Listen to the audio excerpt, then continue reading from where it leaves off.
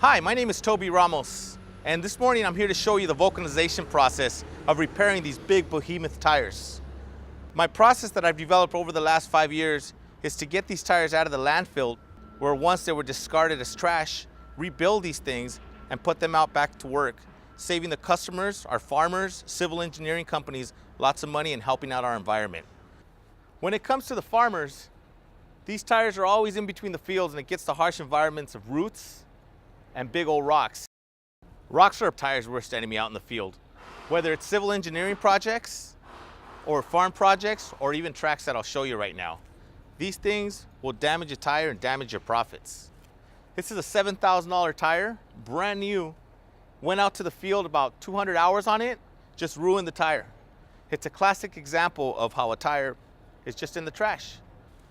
These tracks right here have always been the new innovative tire process for all these skid steers, but these things are almost 3 times as much as these tires. They're very expensive. But with the torque of the Bobcat, if it digs one of these in, it'll ruin a track like this, which is about $2,000 to $3,000.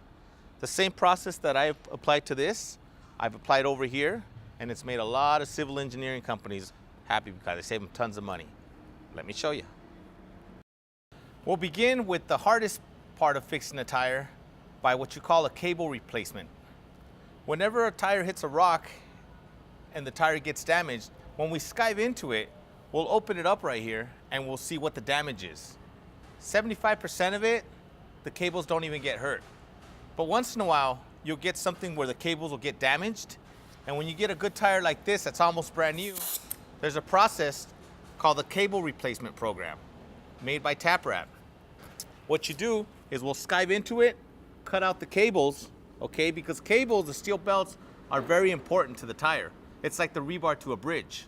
So what we do is we take the rebar out and replace it with the Kevlar patch that's got cable in it. We'll go in there,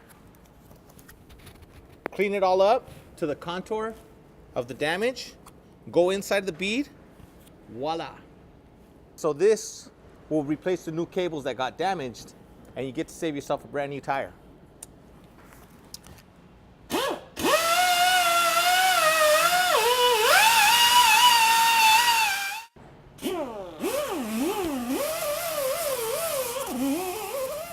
This kind of a process is the most tedious process to fix.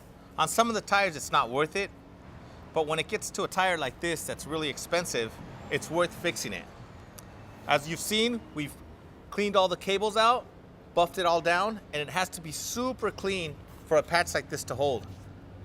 Our next step, we'll put the patch from the inside to pull it out from the outside. Then we put a patch over it, and then we fill in the cavity that we used to extrude it. It's a long process, and sometimes it's worth the investment on your investment.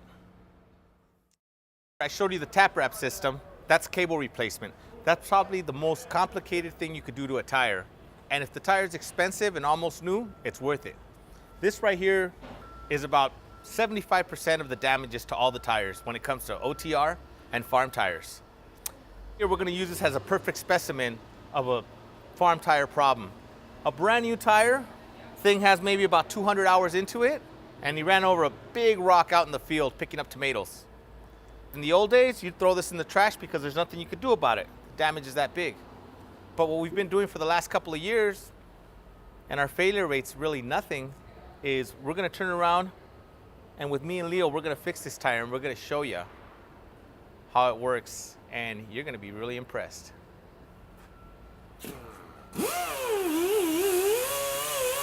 As you see Leo buffing out the outside, he's skiving out the problem, the injury. Once he realizes the extent of the damage, he'll go in there, stop the damage from the outside, go in and figure out the size of patch he needs.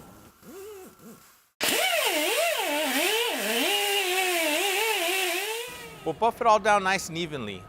A good tire buffer knows exactly how to do it. We'll turn around, scrape out all the excess with some Rubble-Matic solvent. It takes a lot of time and a lot of expertise to fix these tires, but in the end, it's worth it because you save your investment. We'll put some good Vulchem thermal sealer. It acts as a glue. Once it's all buffed, cleaned out, and we got the glue on it, we start the process with these kind of patches. They're American-made tech patches with an Aramid liner on the inside. It's got 2 layers on the bottom, so it fortifies the patch. That's the secret for the failure rate being so low on these repairs. These patches are just as good as the Ramos patches made in Germany, and what I like about them is they're made here in Missouri, in the good old USA.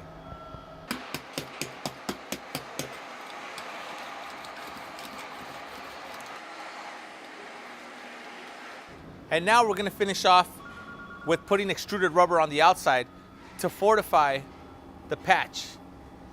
That's everybody's worry all the time, where the tire won't hold, but it's getting double wrapped from each side when it comes to the patch.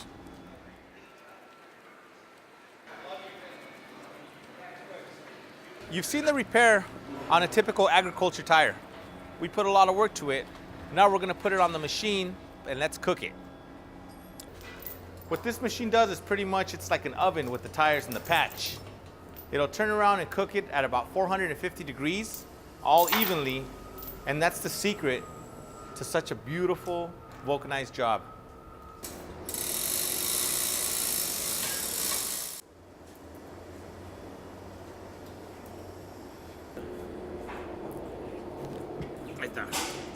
Where this acts as an oven is this is a heat plate right here, a heat mattress. Goes to about 450 degrees. We lay it right on top of the patch. So you put it on the inside of the patch with the billet on the outside, plow, cooks it like an iron. We'll put this airbag that inflates up to 35 PSI with pressure right on top of the heat mat. That's the second process to it. Now our next process is after we've put in the heat mat and the pressure bag, these things are silica sandbags that transfer and radiate the heat nice and evenly. Very smart secret to this.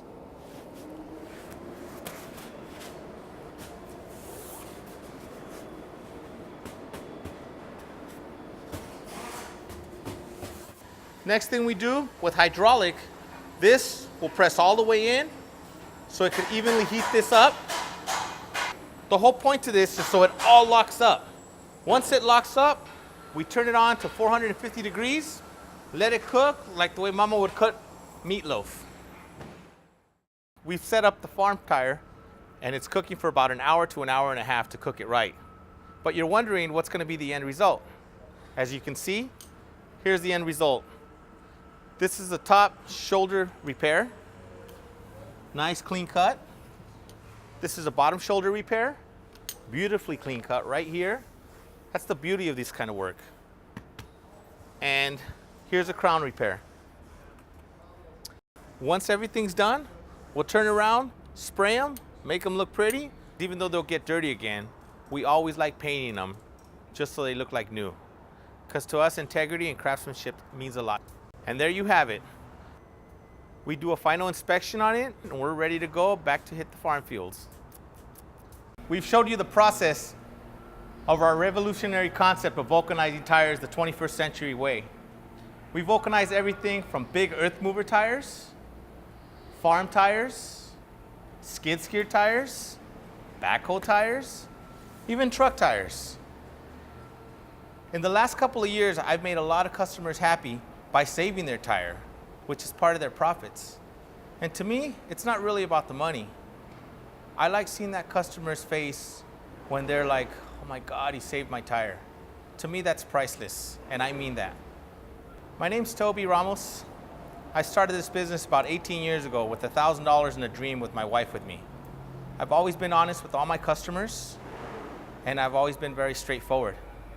This process that I built has saved a lot of people money and given a lot of people jobs. I enjoy what I do. I've been doing this for years. And with this revolutionary concept, fixing the sidewalls, the beads, the crowns, the shoulders, it'll keep me and my family in business for hopefully another 40, 50 years.